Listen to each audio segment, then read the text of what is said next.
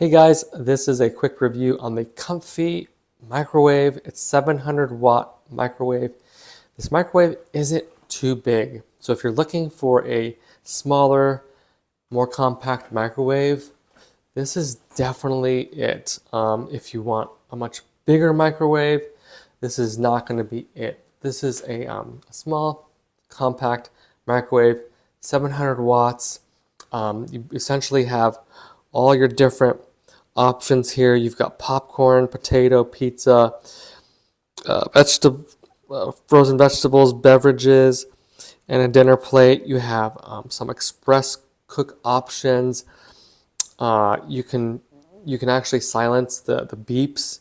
If you don't like any of the beeps, you can make that quiet. And this is a really easy, readable, countdown timer here. And it's all plastic on the outside, metal on the top. It's got a plastic handle, very easy to open and close. Right, when you open it, the light turns on automatically. You can see it's a very, very kind of small interior. This is the plate that turns very, very easy. You can take it out, you can clean it. It's very easy to clean.